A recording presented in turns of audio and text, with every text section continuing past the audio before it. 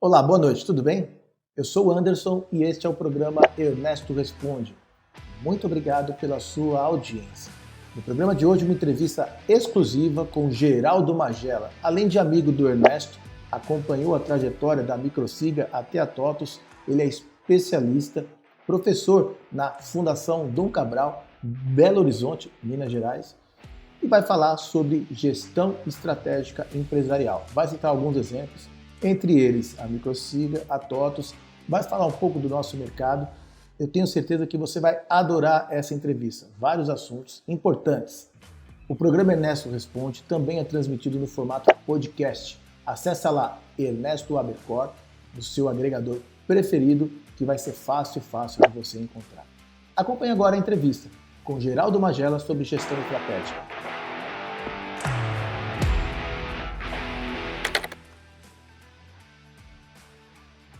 Pessoal, hoje eu estou aqui com uma pessoa muito especial, porque trabalhou com a gente no começo da Siga, Microsiga. Hoje ele é professor em BH e que nos ajudou muito. Geraldo Magela. Obrigado, Ernesto. Obrigado pelas palavras aí agradáveis, né? Eu sou da área de educação executiva, né? Me dedico a isso, especializado, né? Especialista, vamos dizer assim, em gestão estratégica e espero, de alguma maneira, poder contribuir com algumas boas ideias para o bom andamento aí dessa conversa. De então, toda maneira, um papo isso. Sobre esse tema tão complexo. E aproveitar para trocar aqui umas boas ideias, umas boas histórias, né, dos velhos tempos, né, que unem as nossas histórias. Magela, me diga aí, o que significa a palavra estratégia? Bom, estratégia, quando se faz normalmente essa pergunta, a resposta que mais se ouve, ela tem a ver com atingir determinadas metas, estabelecer determinados objetivos e os caminhos para se atingir esses objetivos.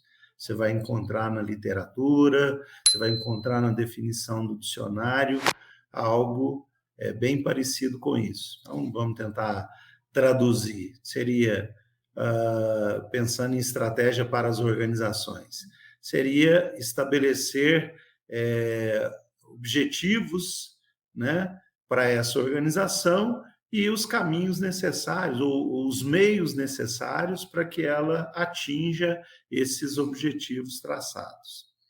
Porém, existem alguns autores, e talvez o Peter Drucker seja o que mais bate nisso, ele enxerga na estratégia, além desse componente, vamos chamar prescritivo, né, de operacionalização da estratégia, que é os planos, os projetos, ele enxerga algo que também é parte da estratégia, que é relevante, que ele chama de pensamento estratégico, que tão importante quanto estabelecer os planos, tão importante quanto estabelecer os objetivos, é saber entender o que te move para esses objetivos. E ele diz claramente que o que deve mover as organizações para esse objetivo é entender o que é valor para o cliente. Então, a base de uma boa estratégia é entender o que é valor para o cliente e estabelecer formas de entregar esse valor. A partir desse entendimento, estabelecer, então, objetivos, né, onde a empresa quer chegar com isso, e aí sim os planos para se chegar lá. O Drucker diz, né, e entende que se você não tem isso bem definido, você corre um risco muito sério de ter bons planos, de ter bons objetivos, mas está na direção errada. Parece uma bobagem, mas grandes organizações já passaram por momentos como esse. E até ter planos, mas ter planos na direção errada. Vem sempre à cabeça, sempre que eu falo aí nas minhas aulas de estratégia com os meus alunos, eu cito muito o exemplo da Kodak, que apesar de ter inventado a fotografia digital, quer dizer, apesar de ter, em certa altura de sua história, dominado 3/4, né, 70% do mercado mundial de papel fotográfico, e de entregar uma coisa que todo mundo quer, e cada vez mais em grande quantidade, que é fotografia, recordação de grandes momentos, mas ela deixou de ser, a fotografia no papel deixou de ser a maneira como eu compartilho esses momentos com com as pessoas de quem eu amo, as pessoas que estão ao meu lado. E, portanto, a fotografia no papel perdeu uma coisa que era valor para o cliente, que é esse compartilhamento. Compartilhamento esse que é feito hoje via rede social, via Facebook, por exemplo, Instagram e similares. Então, para mim, esse exemplo clássico. Eu duvido em algum momento que a Kodak tenha deixado de investir em objetivos, em metas, em planos de longa data, né? E eu duvido que ela tenha deixado de estabelecer planos, né, para atingir essas metas. Mas, em determinado momento, ela perdeu aquilo que era valor para o cliente, ela deixou de entregar aquilo que era valor para o cliente, portanto, a estratégia dela não foi vencedora naquele momento, apesar da Kodak ser uma empresa criativa, uma empresa bicentenária, uma empresa que já saiu de crises tão grandes quanto essa, mas essa aparentemente está deixando eles no chão, né? Não morreram, mas estão deixando eles no chão. É interessante esse caso, Magela, que você mencionou da Kodak, porque o meu pai era fotógrafo, fotolabor, ele achava a Kodak a empresa mais espetacular do mundo, sabe? Aquela empresa que ele falava, sem ela eu não vivo, nunca vou poder viver sem ela. E aconteceu isso. Você conhece algum outro caso assim, parecido? Bom, um outro exemplo clássico, né, é o Blockbuster. Blockbuster já dominou o mercado de filmes, né, de aluguel de filmes, né, aí na década de 80, 90. E hoje, alguém conhece a Blockbuster? Esse exemplo fica, às vezes, ruim nas minhas aulas, porque as novas alunos nem sabem o que é Blockbuster. Mas já foi a maior videolocadora do mundo, né?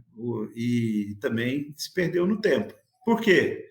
Alguns podem dizer, a tecnologia mudou, né? Não se usa mais videocassete.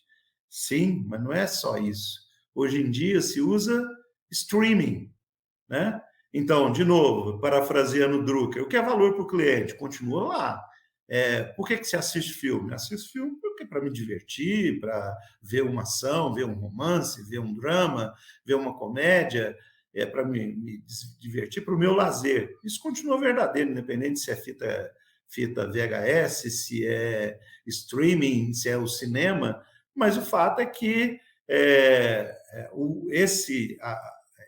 nesse caso, o grande problema foi que mudou a mídia de entregar, até porque a mídia da Blockbuster era complicada de manusear, o tamanho, ter que rebobinar no final. E aí, quando vieram os DVDs e posteriormente o streaming com aluguel online na hora, né? E aí os grandes players desse negócio é o Netflix, né? Mas hoje já tem vários outros canais, Globoplay, ganhando dinheiro, vamos chamar, né, nesse segmento, com a estratégia correta de entregar aquilo que é valor para o cliente e traçando planos para suprir essa lacuna deixada pela Blockbuster. E na esteira da Blockbuster também virão, aí já no meu entendimento, a TV a cabo, né, a TV por assinatura tradicional. Você já vê que a assinatura dos canais pagos via streaming já domina amplamente o mercado de filmes e diversão em casa. E eu acho que isso vai continuar e tende a se agravar para os próximos anos. Má notícia para o pessoal de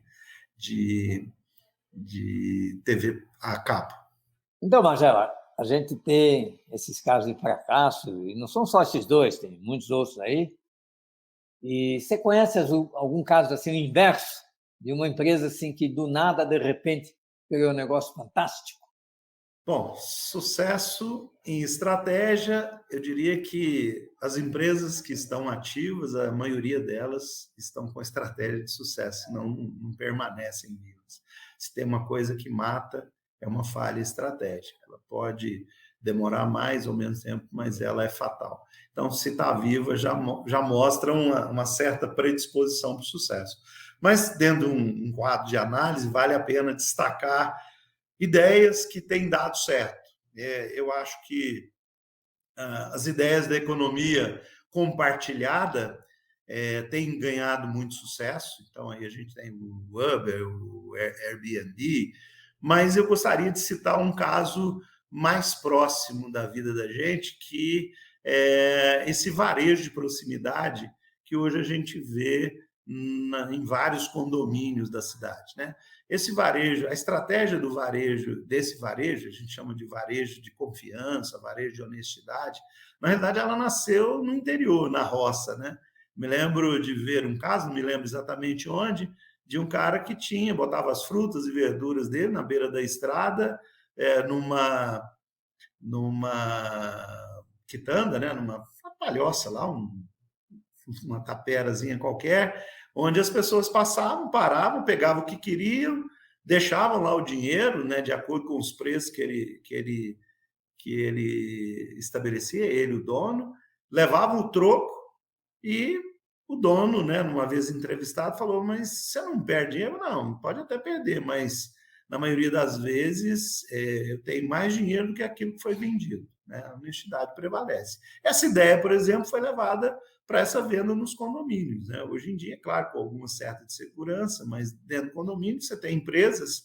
Me vem aqui à cabeça uma empresa que eu sei que atua aqui em Minas, mas que tem em outros lugares no Brasil, e similares, certamente vocês vão identificar, que é a Bionest. Né? Então, é um varejo de proximidade. O que eles têm? Em cada condomínio tem ali uma série de produtos à disposição, inclusive bebidas, né? As bebidas alcoólicas protegidas por senha, para evitar que menores tenham acesso, e você escolhe o que quer, você mesmo faz o check-out, você paga, se quiser pegar sem pagar, não paga. Normalmente, ao final de um mês, ao final de um período, a própria organização mostra o índice de honestidade de cada um dos locais onde estão operando, e isso é um sucesso. A empresa tem crescido significativamente. Crescido em função daquilo que é valor para o cliente. Quando você compra, o que você quer? Você quer preço? Você quer produto de qualidade? Sim, mas tem hora que você quer conveniência. Então, Drucker, tem conveniência? Tem. Está próximo? Opa, estou aqui na beira da piscina. Ali, a 50 metros, tem uma cerveja gelada. Eu vou lá e compro. Sucesso. Estratégia de sucesso. Hoje, as pessoas querem conveniência. Isso faz com que elas paguem uma Coca-Cola num posto de gasolina, uma Coca-Cola de 2 litros a 10, 12 reais, quando ele poderia ir num supermercado e pagar 6. Por quê? Conveniência. Conveniência é valor para o cliente. Se eu entrego valor, o cliente paga até um preço, não paga qualquer preço, mas paga um preço, às vezes, maior do que eu teria na concorrência. Por quê? O que faz a estratégia não é o preço. O que faz a estratégia é o diferencial. E, nesse caso, o grande diferencial é a conveniência, é a facilidade de ter o produto à mão. Então, saber interpretar o valor, o que é valor para o cliente, a partir daí eu traço planos. No caso da Bionest, vamos estar presente em 70% dos condomínios do Brasil. Vamos criar CDs para distribuir a mercadoria. Aí eu entro na segunda parte da estratégia, que é o plano, mas o plano está calcado numa boa escolha de pacote de valor, de entender aquilo que é valor para o cliente. Tá, Major, você falou 2 de fracassos, e agora você mencionou uma de sucesso, que foi muito legal. Você tem mais alguma assim de sucesso mesmo, de uma ideia legal e tal? Bom, Eu vou citar o exemplo da TOTUS e da Microsiga, né, de onde eu compartilhei das ações, dessa experiência, não por ter participado, mas realmente porque é um case de sucesso. E a prova disso é que foi tese do meu mestrado, eu fiz um mestrado em gestão do conhecimento, e a base desse mestrado foi exatamente descrever a gestão do conhecimento dentro dessa organização, que é admirável, né? Mas não é bem o nosso tema. Aqui é o quanto essa organização é exemplo de estratégia de sucesso. Não bastasse o gigantismo da organização, que aí dispensa apresentações, não bastasse o fato de ser um dos poucos lugares onde a empresa, que é a maior software house, não é uma alemã conhecida, né? Já mostra o quanto é uma estratégia de sucesso, mas eu quero ressaltar aspectos lá do nascedouro da empresa, que eu acho que a estratégia correta. E eu vou citar uma que, né, o Ernesto gosta muito, porque isso é da época em que ele estava à frente das operações. Qual o grande medo de quem, lá no início da organização, de comprar software de terceiro? É ficar na dependência daquele terceiro. Então, o que é valor para o cliente? Ter um bom software, um software que fosse aplicável, que ajudasse a operação, assim como os ERPs são hoje, como já eram desde a época lá do antigo SIGA, né, desenvolvido pelo Ernesto, desde o primeiro sistema que ele desenvolveu, que já me causou admiração desde o primeiro momento. Mas, além disso, dessa usabilidade, dessa flexibilidade, dessa aplicabilidade, que eram assim, né, pacote de valor que os clientes valorizavam, e a Microsiga, a SIGA, depois a TOTUS ofereciam e oferecem até hoje. Mas, para mim, tinha, no caso da Microsiga, tinha uma coisa que os outros não tinham, era um grande diferencial. Dado esse medo, dado que o cliente tem medo de ficar na dependência, a Microsiga dizia nas suas propagandas, e talvez o Ernesto ainda tenha alguma que mostre isso. Você tem acesso aos fontes, né? Quer dizer, esse era um grande diferencial. Os fontes é o código-fonte dos programas. Quer dizer, o cliente podia interagir com esses fontes de maneira a não só construí-lo, né, ou ajudar na construção, mas também de fazer adequações à sua necessidade. E isso, que era a base da atuação da Microsiga, da SIGA, da Microsiga, depois da TOTUS, na realidade permanece até hoje. Por quê? Os produtos da TOTUS, o Proteus, e qualquer um dos seus produtos, tem uma capacidade de adequação muito grande, né? Inclusive o nome Proteus, né? E os estudiosos da mitologia vão saber que era um titã, né? Um semideus que tinha esse poder de se metamorfosear, de se adequar ao ambiente. E é por isso que deu nome ao projeto de desenvolvimento do produto da Microsiga, né? Na época ainda Microsiga, que hoje é o Proteus da TOTUS, e que, na minha visão, tem sua origem nessa escolha estratégica feita lá atrás, né? E que remete aos tempos do Ernesto como programador. Ele continua programador, a gente sabe disso, né, Ernesto? Mas não mais na produção completa de todos os produtos, até porque o produto ficou imenso. Mas essa definição estratégica está lá na raiz, o que, mais uma vez, mostra a capacidade inovativa desse meu querido amigo e guru. Essa palavra estratégia, né, é uma palavra super assim, como é que a gente fala? Não é derivada, é uma incógnita, né? Sim. Porque a gente até pode aqui focar num assunto que você vivenciou muito, Eu tinha a Microsiga e houve realmente uma transformação tremenda quando o Laércio entrou. Sim. E aí eu muitas vezes me pergunto a mim mesmo, né? Porque não sei se você sabe também da história de que quando eu Sim. cheguei em casa e falei para minha mulher de que eu tinha dado 50% da Microsiga, ela falou assim: volta lá e desfaz o negócio, Desfaz o tá negócio. louco? E eu não fui. Eu fui, mas não desfiz. Eu até fui, mas não desfiz. E Sim, tudo isso tem a ver com essa pergunta, né? sim. Estratégia. E você, como professor, o que você. Se eu te perguntasse assim, por exemplo, qual a estratégia que eu devo adotar para o meu negócio crescer 200% ao ano? Sim, eu até tinha comentado aí nas respostas anteriores, e eu reafirmo, né? Parafraseando o Peter Drucker, você já deve ter ouvido falar dele aí nos cursos da Ali Startse. muito, ali muito.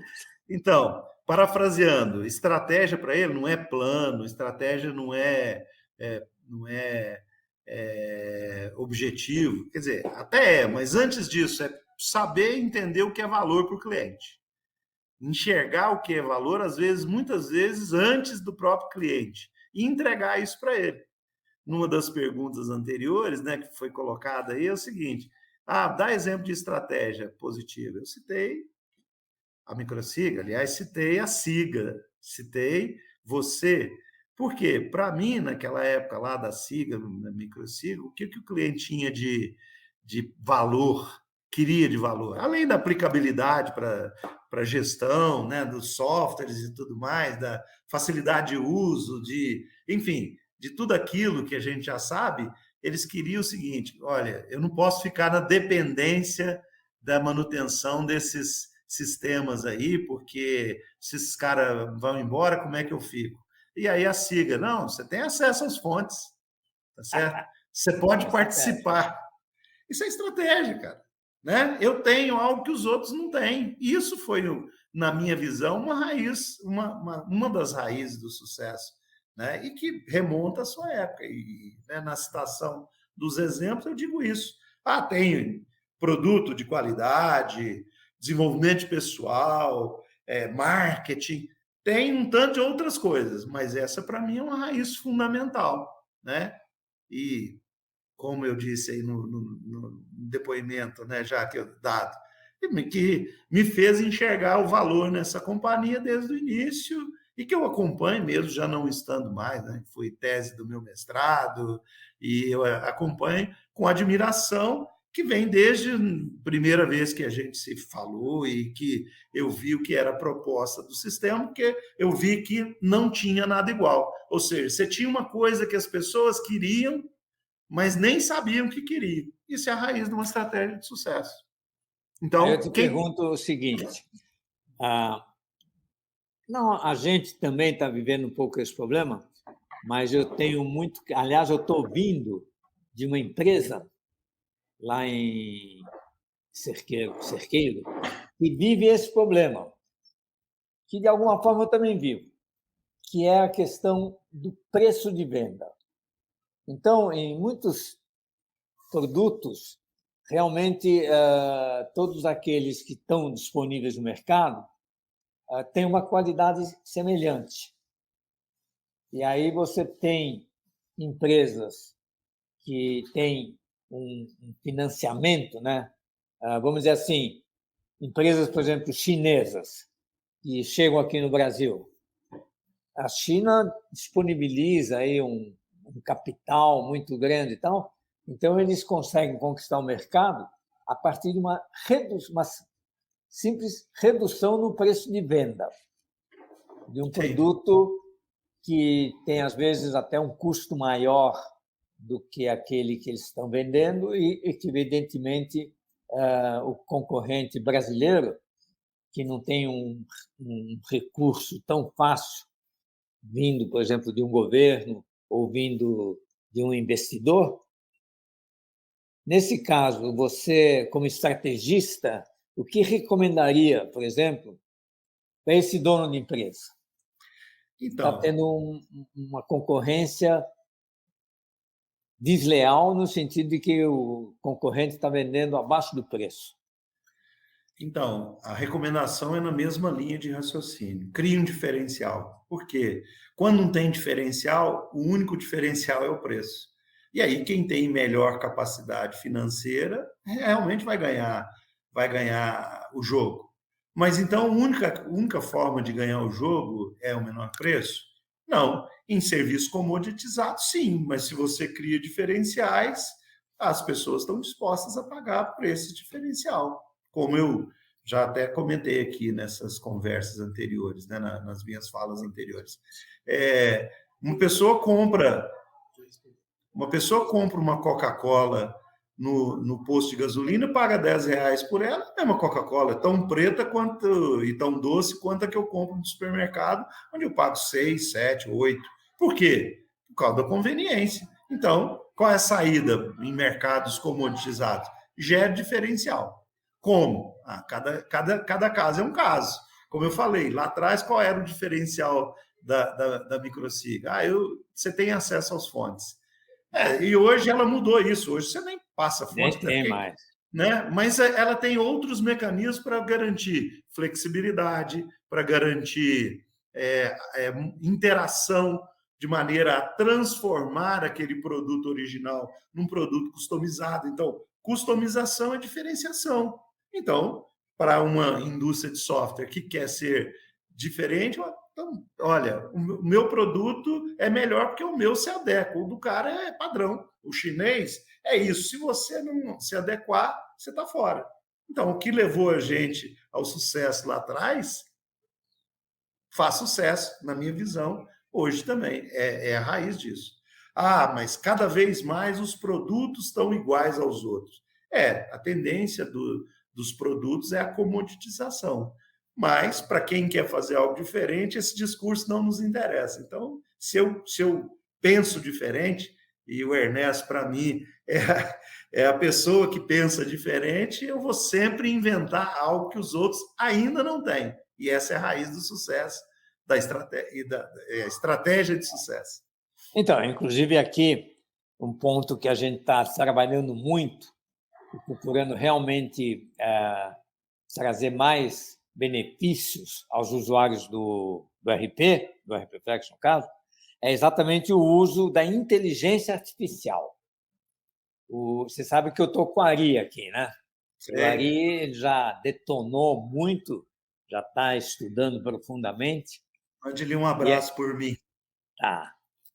E a gente já conseguiu, por exemplo, o nosso manual de suporte, manual que explica como você usa o sistema, ele hoje, você entra no bonequinho lá da inteligência artificial, e por coincidência se chama Ernestinho, e você pode fazer qualquer pergunta, assim, mas da forma mais diferenciada, quer dizer, não precisa assim, nem seguir muito um padrão. Você pode pensar assim, como é que eu faço para fazer uma nota de importação aí, que é lá para a Bolívia e tal? Então, como é que eu faço um cálculo ou como é que eu contabilizo uma venda que foi feita por um estado do Nordeste? Enfim, a inteligência artificial, ela explora o nosso manual nos mínimos detalhes, e dá uma resposta adequada para o cliente. E o legal é que é na viva voz, assim, você fala e ela responde. Sim. AI generativa. Exatamente, inteligência artificial generativa. Isso. E o que você acha que... Eu vou te fazer agora uma pergunta que eu tenho discutido muito, que é o seguinte, o volume de informações que estão armazenados nos computadores, de uma forma geral, vamos pegar o caso do Brasil, eu diria que apenas uns 30%, esse cálculo até hoje ninguém me contestou, então não deve estar muito fora, são informações públicas. O resto é tudo informação privada de empresas, protegidas, inclusive, por senhas. Certo. E, pelo fato de serem realmente informações, como é que a gente fala assim, de propriedade da empresa, a IA não tem acesso. Você não acha que as empresas deveriam se reunir e pensar numa forma de elas, de alguma forma, abrirem os dados que elas têm nos seus RPs para que a IA consiga obter melhores respostas? E aí você vai falar, não, mas aí você tem informações confidenciais. Mas uma informação é confidencial até um certo ponto. Por exemplo, se eu te perguntar assim, qual é a média de faturamento dos seus clientes? É uma informação que não vejo muita necessidade de ela ser confidencial. Sim, desde que eu não nomine o cliente A, B ou C, eu diria que ela é uma massa de pesquisa, é uma informação de pesquisa, né? Quando se pesquisa, você diz isso. A idade média do brasileiro é essa, a incidência de determinada doença é essa, e isso não está expondo, né, ou ferindo os princípios da LGPD ou do direito à privacidade de ninguém. Nesse ponto, eu concordo com você. Mas você não acha também que a LGBT, a Lei Geral de Proteção de Dados, ela devia, a partir desse recurso que hoje temos da inteligência artificial, ela se flexibilizar um pouco? Quer dizer, eu sei que cada caso teria que ser estudado separadamente. Tem uma questão que é estratégica, né, Ernesto? É assim, por que você quer isso? Porque você certamente tem um bom instrumento que vai saber explorar isso do meu concorrente. E eu, seu concorrente, se não tenho isso à disposição, ou se não tenho a certeza de que o meu será tão bom quanto o seu, poxa, eu estou expondo a minha informação, não é minha, né? Pode ser útil para os meus clientes, mas de certa forma eu estou dando vantagem para você. Você não acha que tem um aspecto concorrencial aí nesse negócio? Tem esse aspecto concorrencial, tal.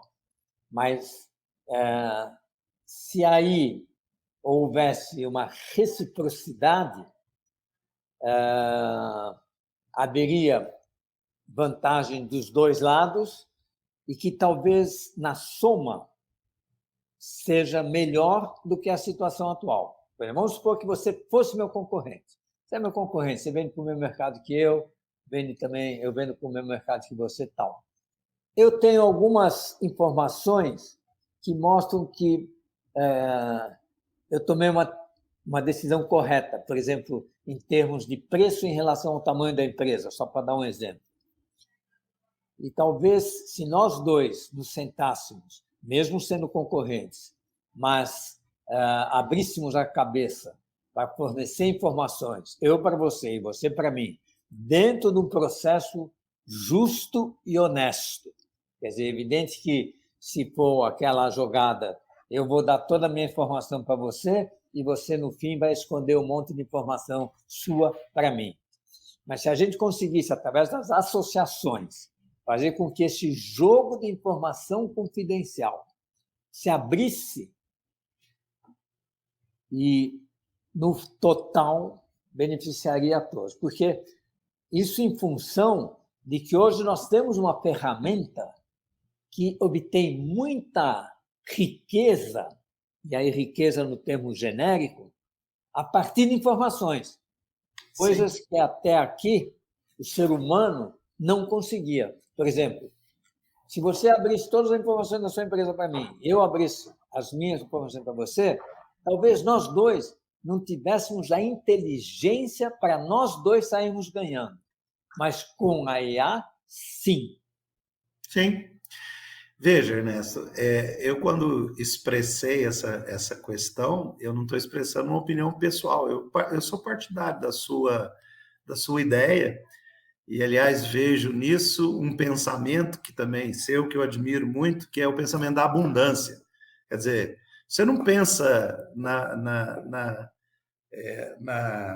eu vou dizer, o contrário da abundância, né? Na falta. Você pensa que tem para todos. Mas a gente há de convir que esse não é um pensamento da maioria dos empresários, né? Eu acho que a gente tem o pensamento da escassez muito mais forte do que o da abundância. Mas eu, pessoalmente, concordo, mas eu não sei se o mercado concordaria. Se Então, me eu vou permite mudar, também... Espera a pergunta. aí, eu ainda quero falar um pouquinho sobre isso. Se me permite enxergar aqui uma modernização de uma antiga ideia. Você se lembra da época da Neogrid, de fazer os sistemas conversarem uns com os outros? Isso. É sua? Exatamente. Então, do ponto de vista de ideia, do ponto de vista de estratégia, a ideia já é razoavelmente antiga. E em que deu? E acho que onde esbarrou? Talvez um pouco em tecnologia, mas muito mais em resistências culturais e comerciais, vamos chamar assim, do que na própria tecnologia. A ideia já é boa desde lá. E eu continuo achando que é boa, mas nós temos um trabalho, eu estou colocando nós, porque eu me coloco serrando fileiras com você para a gente convencer o mercado que isso é uma boa. Então, agora eu vou te fazer uma outra pergunta.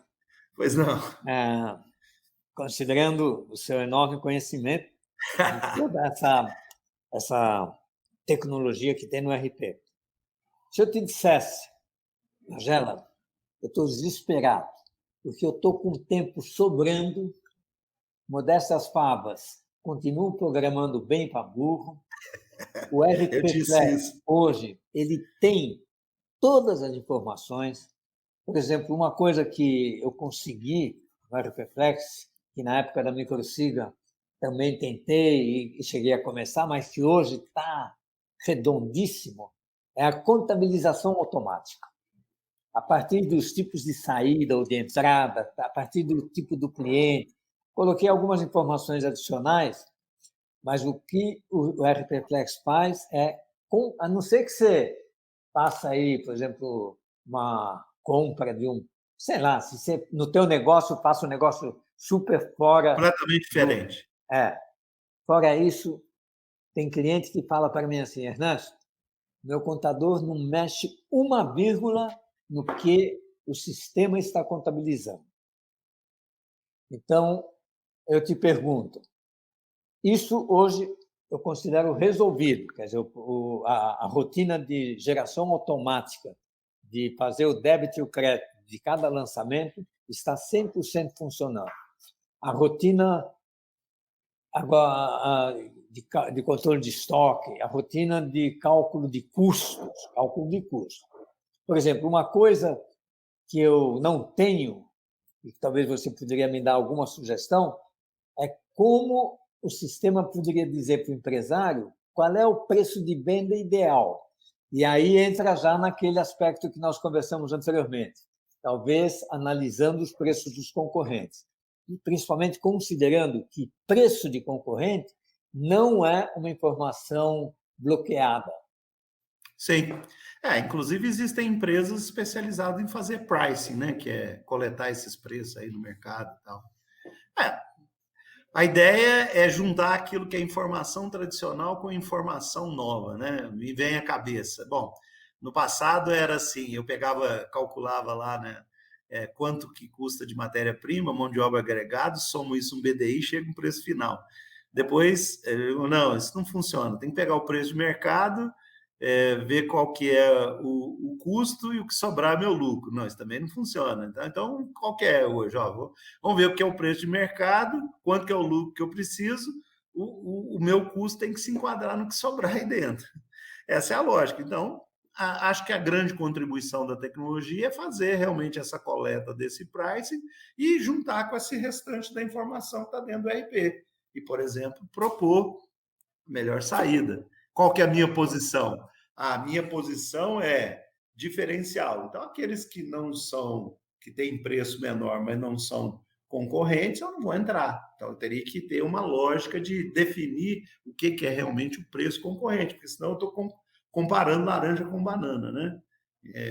O RP Flex eu não posso comparar contra um sistema que que eu compro na banca de esquina, né? Tem tantas horas de pesquisa aí, então não dá para fazer uma comparação pura e simples. Tem que ser uma comparação, no mínimo, funcional. Mas entendo que é um caminho, né? Mas ainda assim, dentro da diferenciação. Acho que é a diferenciação que é o... Uma outra coisa que a gente pensou em tentar calcular é exatamente qual é o gasto ideal com marketing. Mas também, tudo depende de você ter dados para analisar, né? Dados do passado para você analisar e ver qual foi o resultado dos gastos que você teve com marketing no passado e chegar à conclusão de qual é realmente o valor ideal em termos de lucratividade. Eu vejo um problema adicional nisso, que é como medir o verdadeiro ROI, né? Que é quando que eu investi, o que isso gerou de resultado. Exato. Não é isso? A lógica do ROI é fácil, mas, por exemplo, eu fiz uma propaganda na TV. O que isso me trouxe? Eu vendi mais? Não sei, pode nem ter sido. Eu, de repente, até vendi mais, mas não foi por isso. Foi por acaso, eu fiz fez frio no fim de semana e eu tinha aquecedor a gás para vender, e isso que fez vender. Então, eu acho que a grande dificuldade de fazer isso é estabelecer uma relação entre causa e efeito do ganho. Uma vez estabelecida essa relação, aí concordo com você, é estatística pura para estabelecer qual que é o gasto ideal. Invisto 1 para ganhar 2. E aí, o que você precisa fazer é exatamente... O jogo de empresa tinha lá um jogo de dados que me dava isso, né? Não era assim? Eu tenho insistido com meus clientes que para a gente obter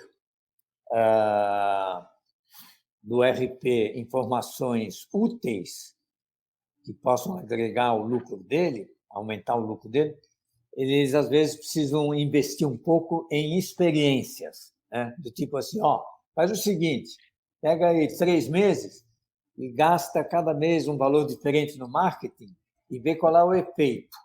A partir daí a gente vai chegar à conclusão de qual é o valor ideal a ser gasto. E isso é apenas um exemplo. Aí a gente pode também fazer isso, por exemplo, em relação aos salários, né? Sim. Ver qual é o salário ideal que deve ser pago, premiação. Sim. Tem sempre um aspecto da correlação, né? Nem sempre a relação causa-efeito é tão clara assim. Então, teria que ter uns cuidados estatísticos de estabelecer se o fator é causa-efeito ou se é correlação. Você lembra que numa vez, acho que você estava nessa época com a gente, que era uma frase que eu tenho desde aquela época, né? Vai chegar um dia em que o computador vai chegar de manhã e falar para o dono da empresa: eu já tomei todas as decisões ontem, hoje eu aumentei o preço de um produto tal, baixei o preço do outro, parei a produção daquele outro, aumentei a produção desse, enfim, pode ir para casa. Você acha que a gente vai chegar nesse ponto um dia? Olha, eu não sei te responder 100%, mas eu posso dizer o seguinte: tem pesquisas feitas sobre os empregos que vão desaparecer nos próximos anos, né? Uma análise de probabilidade, se não me engano, um estudo feito em Harvard. E ele estabelece uma gama muito grande. A minha preocupação já não está nem mais essa, Ernesto. A minha preocupação é o seguinte, é que a grande barreira, dizer assim, olha, tudo que até no passado, na primeira geração da automação, a automação substituiu o que era repetitivo, manual, não é isso? Segunda onda veio aquilo que vamos dizer, mais repetitivo, mas do ponto de vista mental. Já tem uma lógica. A terceira onda, que é agora da generativa, é de já gerar conteúdo. Mas a grande fronteira é a criatividade. Quer dizer, aquilo que exige criatividade ainda é atividade nossa. Tem um autor, um israelense lá, né, o Yuval, como é que é o nome dele? A gente fugiu o nome. Que escreveu aquele livro Homo Sapiens. Ele diz, na realidade, no livro Homo Deus, que é na continuação, ele diz o seguinte: bobagem, isso não existe, não. Inclusive, isso aí vai cair também. Ou seja, e ele até coloca isso como sendo um risco, aliás, ele e outros, como o dono lá da Tesla, né, e tal. Mas eu temo, eu sempre achei, não, a criatividade é a grande fronteira. Enquanto exigir a criatividade, a gente ainda vai ter nosso trabalho. Mas pensando agora, e as argumentações lá e o Robert Hariri lá, do Hariri, na verdade, eu estou achando que isso aí que você está falando vai acontecer um dia, viu? Eu só espero já não precisar de ir para casa, eu espero já estar em casa nesse Sem dia. dúvida. E você, como professor, eu acho que deve colocar isso muito em sala de aula, né? Sim. E pegar essa juventude aí que também está sedenta de conhecer cada vez mais e cada vez ela está também, eu acho que ficando mais inteligente do que a gente era na idade que eles têm hoje. Sim, sim. Inclusive, você estava falando da inteligência artificial, uma questão que eu tenho usado nas aulas é o seguinte, tá bom, gente, essa pergunta que você me respondeu, o que é estratégia? Como é que a gente tem uma boa estratégia? Vamos fazer para o chat GPT? Vamos ver o que ele vai dizer? Aí ele apresenta, não! Eu falo com eles, olha, mas eu continuo aí, vamos ver se o que ele está falando é bobagem ou é bom. Aí estão discutindo, estão usando isso que ele gera como uma pauta de discussão. E aí damos valor, vamos dizer, local, valor imediato daquela organização, porque a fala dele é sempre muito geral, né? Aí a gente dá aquele valor local, mostrando que a criatividade ainda está presente, que a gente ainda tem muito a contribuir. Não tenho medo, não. Por enquanto, não. Mas eu não sei o que vem pela frente. Eu tenho uma frase bem legal que você pode usar quando realmente a resposta não foi muito satisfatória. Você fala assim, isso que ele respondeu foi o cúmulo do óbvio e do bom senso acochambradamente embromado. Essa piada é boa. Boa. Mas ela... Vou ter que te pedir desculpa, mas eu tenho uma outra reunião que eu preciso partir para então, ela. Olha, realmente, eu acho que a conversa nossa foi bacana no sentido de que a gente está tentando explorar aquilo que a gente desconhece. Então, isso sempre não termina numa resposta exata, porque Verdade. Se fosse exata, não seria uma polêmica. Verdade. Eu agradeço muito, Magela. Foi Sim, fantástica eu te agradeço pela oportunidade.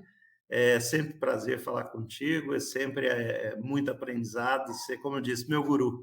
E, assim, independente de qualquer entrevista, independente de objetivos comerciais, se você quiser conversar mais sobre o assunto, vamos conversar. Eu muito me interesso. Eu sou um aficionado por esse assunto e gosto de falar disso. O dia que você tiver tempo, quiser falar, independente de entrevista, quiser fazer entrevista também, quiser discutir mais amplamente, vamos lá. Estou à sua disposição.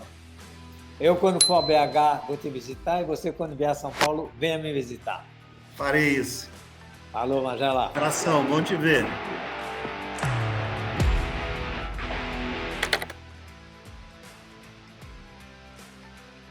Excelente entrevista, não é mesmo? Eu espero que você tenha gostado. Mais uma vez, muito obrigado pela sua audiência e até a próxima semana.